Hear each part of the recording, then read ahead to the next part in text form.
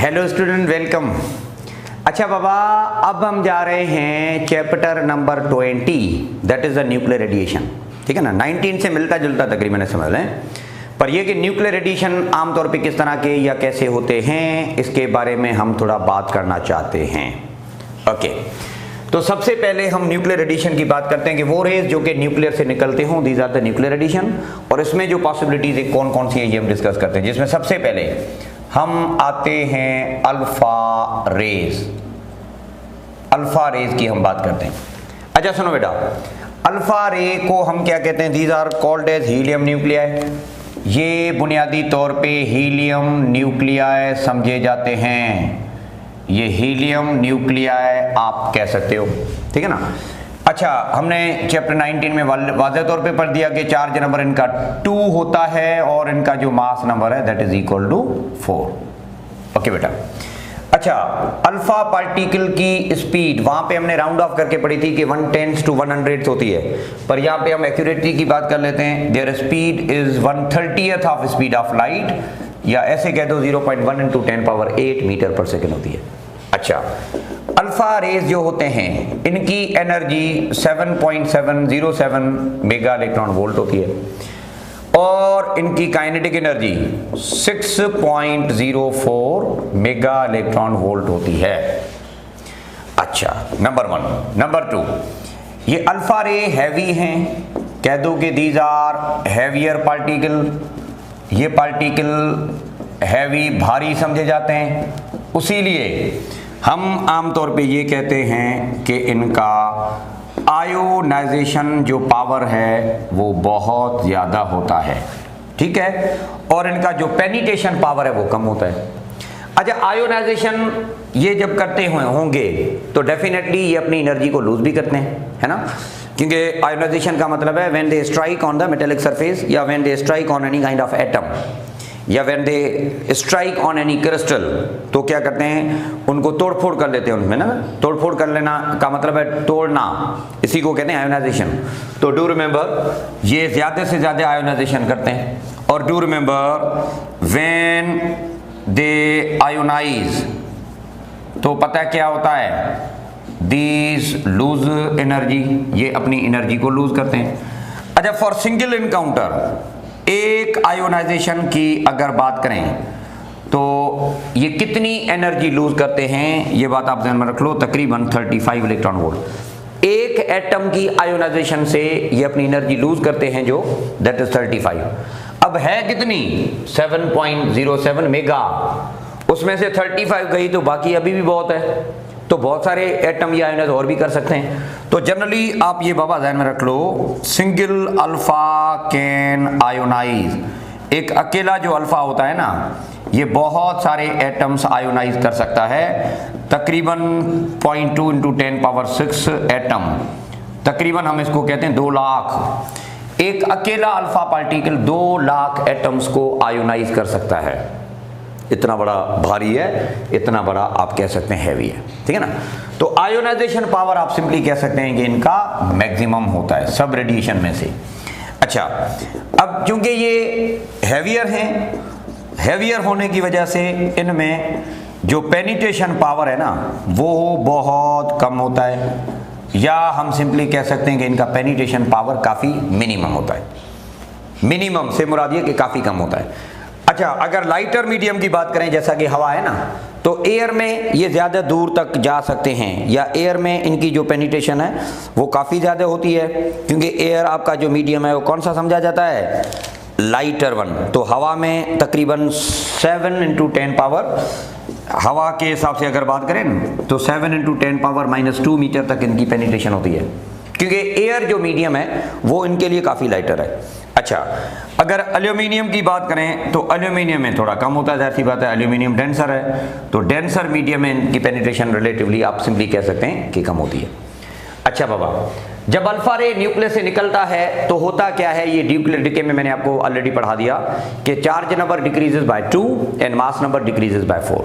सो बड़ी सादी सी बात, अल्फा रेडिएशन का मतलब है these are those which are said to be positive and they carry two, या इनकी जो आप सिंपली कह सकते हैं पावर के हिसाब से बात की जाए तो आयोनाइजेशन पावर सबसे ज्यादा इन रेज का होता है, पेनिट्रेशन पावर सबसे कम भी इन रेज का होता है, कम, क्योंकि भारी है ना, मजे से पास नहीं होते।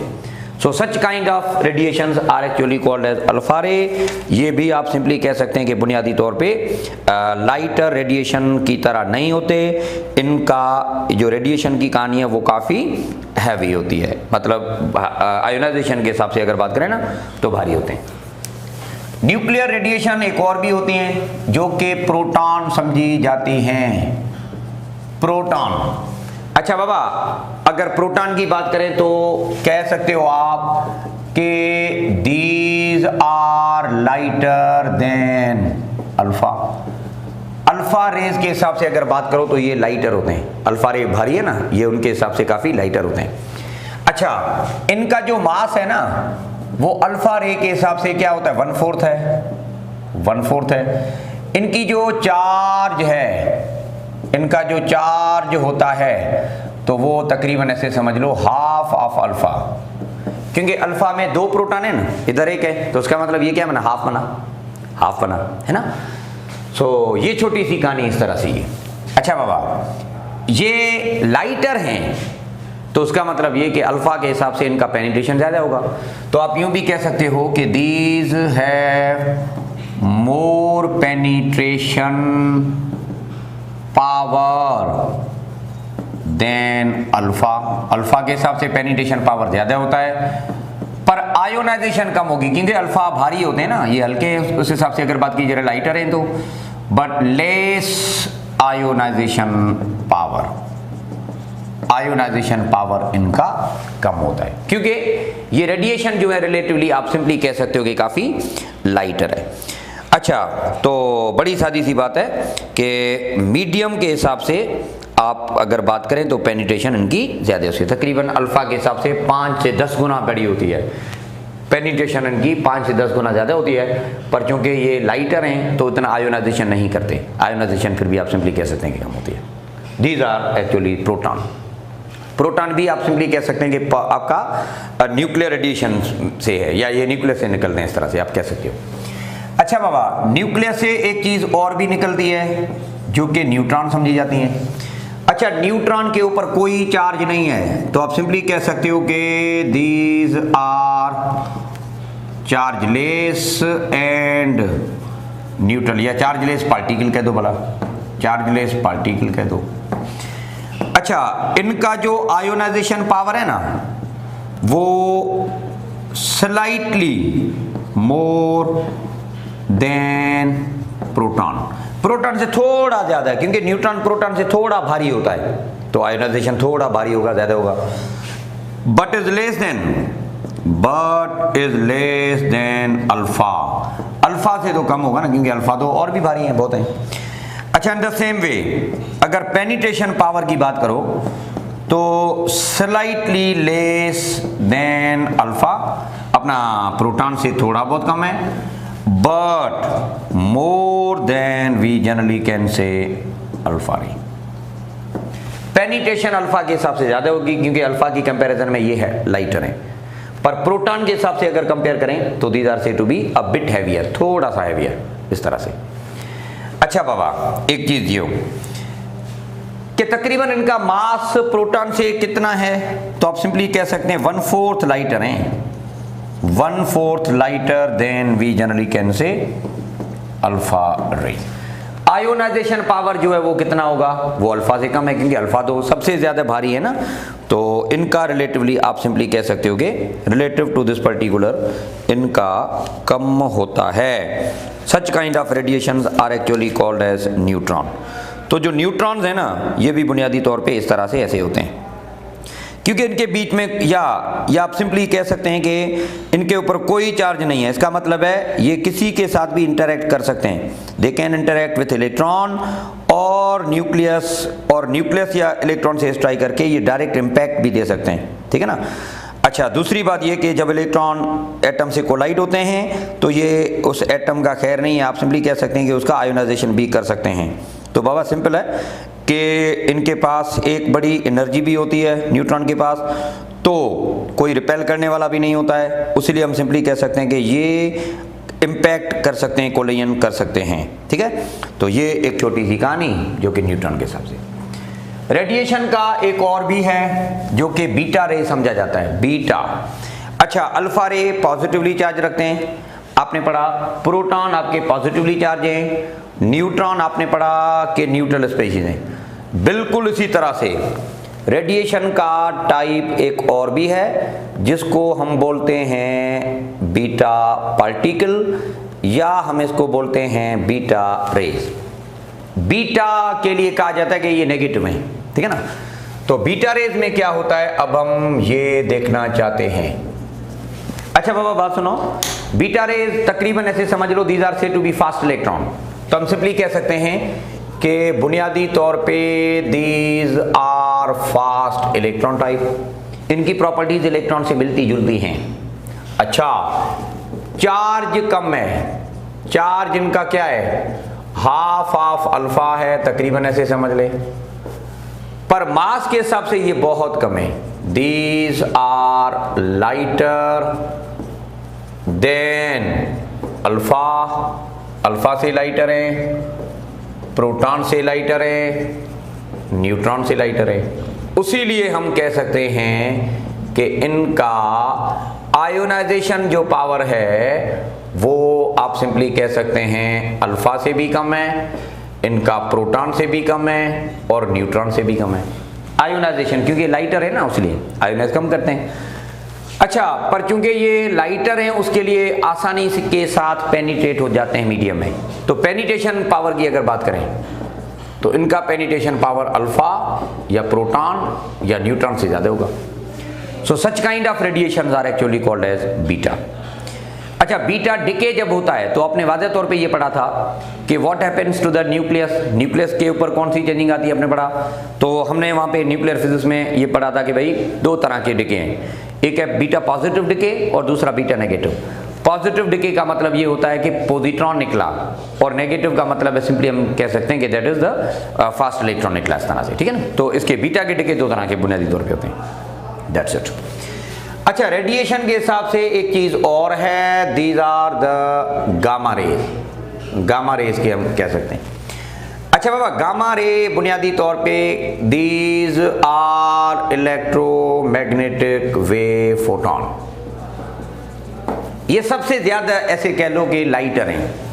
अच्छा, गामा रे जब निकलते हैं तो आपने वाज़ेह तौर पे पढ़ा there is no effect to the mass number और चार्ज नंबर, क्योंकि ये लाइटर पार्टिकल, या इस तरह से समझ लो कि ये वो पार्टिकल हैं जिनके निकलने से न्यूक्लियस पे कोई खास फर्क नहीं पड़ता, ठीक है ना। अच्छा, सिर्फ एनर्जी की एक्साइटेशन की वजह से ये निकलते हैं। By the way, these are lighter than all other, these are most lighter particles या रेडिएशन, उसीलिए इनका आयोनाइजेशन पावर कम से कम है और इनका जो पेनिट्रेशन पावर है वो सबसे ज्यादा है, सबसे ज्यादा है। अच्छा, गामा रेज के काफी सारे इस्तेमाल आपने पढ़े, खासतौर पे मॉडर्न फिजिक्स है उसमें आप पढ़ते हो, जैसा कि जब गामा रेज को हम मेटेलिक सरफेस पे लगाते हैं तो ये हो सकता है कि सारा का सारा गामा रे एब्जॉर्ब भी हो सकता है, तो उसकी एनर्जी कहाँ जाती है, in order to eject the electron from that metallic surface, जिसको आप पढ़ते हो फोटो इलेक्ट्रिक इफेक्ट। तो gamma ray photo electric effect भी काज कर सकते हैं, ये इनका एक बेहतरीन इस्तेमाल है। अच्छा, दूसरा ये कि ऐसा भी हो सकता है कि गामा रे जब मेटेलिक सरफेस पे लगते हैं तो वो इलेक्ट्रॉन को आगे भेज देते हैं, इलेक्ट्रॉन को आगे रिकॉइल करते हैं और खुद स्केटर्ड हो जाते हैं, जैसा कि आपने पढ़ा था कॉम्पटन स्केटरिंग प्रोसेस में। तो देखें, ऐसा नहीं है कि गामा कुछ भी नहीं करते, गामा के पास अगर एनर्जी है सफिशिएंट तो दे मे काज फोटो इलेक्ट्रिक इफेक्ट। गामा के हिसाब से अगर बात करें दे मे काज स्केटरिंग प्रोसेस, जो कि कॉम्पटन स्केटरिंग प्रोसेस आपने पढ़ा। या ये भी हो सकता है कि जब गामा रे को हम न्यूक्लियर विसिनिटी से गुजारते हैं या न्यूक्लियस के पास से जब ये गुजरते हैं तो न्यूक्लियर फील्ड में जाने से ये इलेक्ट्रॉन और पॉजिट्रॉन पेयर में कन्वर्ट हो जाते हैं, जिसको आपने पढ़ा था मैटेरियलाइजेशन ऑफ एनर्जी, मतलब energy is converted into matter, electron positron pair. तो इनका असर है, ऐसा नहीं है कि इनका कोई इफेक्ट नहीं है, इनका बेशक इफेक्ट है बेटा, पर ये है कि रिलेटिव टू अदर इनका काफी कम होता है, क्योंकि ये पेनिट्रेशन के हिसाब से बात करें तो बड़े खतरनाक हैं, पर आयोनाइजेशन के हिसाब से बात करें या ब्रेकिंग के हिसाब से बात करें तो उतना नहीं है, ठीक है ना। अच्छा, तो ये आपके सिंपली कह सकते हैं गामा रे। बाबा अब एक बात आप ध्यान में रख लो, आयोनाइजेशन पावर के हिसाब से मैं थोड़ा आपको समझा दूं। सबसे ज्यादा आयोनाइजेशन पावर होता है अल्फा का, सबसे ज्यादा। दूसरे नंबर पे होते हैं न्यूट्रॉन, उसके बाद दूसरे नंबर पे कौन, न्यूट्रॉन, और उसके बाद तीसरे नंबर पे जो आते हैं वो होते हैं प्रोटॉन, और उसके बाद प्रोटॉन भी आते हैं, ठीक है। और उसके बाद आप कह सकते हो कि बीटा, और कम से कम जो आयोनाइजेशन होता है वो किस चीज का आता है, आप कह सकते हैं कि there would be all about gamma. Okay, penetration power के हिसाब से बात करें तो ये सीन उल्टा है। पेनिट्रेशन पावर के हिसाब से अगर बात की जाए तो सबसे ज्यादा पेनिट्रेशन किसकी होती है, गामा की। सबसे ज्यादा पेनिट्रेशन पावर उनकी होगी जो रेडिएशन लाइटर होते हैं, लाइटर रेडिएशन। अच्छा, दूसरे नंबर पे कौन होते हैं बाबा, बीटा होते हैं। तीसरे नंबर पे कौन होता है, प्रोटॉन होते हैं। चौथे नंबर पे कौन सा आपका, यही न्यूट्रॉन होता है। और कम से कम जो होता है पेनिट्रेशन पावर उसको हम सिंपली कह सकते हैं दैट इज अल्फा। तो ये एक छोटी सी कहानी जो कि आयोनाइजेशन और पेनिट्रेशन पावर के हिसाब से हम रखते हैं। अच्छा बाबा, इन आयोनाइजेशन पावर और पेनिट्रेशन पावर को कैलकुलेट करने के लिए चंद डिवाइसेस इस्तेमाल किए जाते हैं, जो कि अब हम नेक्स्ट वीडियो में उसको भी डिस्कस कर लेते हैं, जैसा कि विल्सन क्लाउड चैम्बर है, सॉलिड स्टेट डिटेक्टर है, या गीगर काउंटर वगैरह जो भी है, तो ये भी अब हम डिस्कस करते हैं। फिलहाल आप इस चीज़ को थोड़ा नोट कर लो। शाबाश बेटा।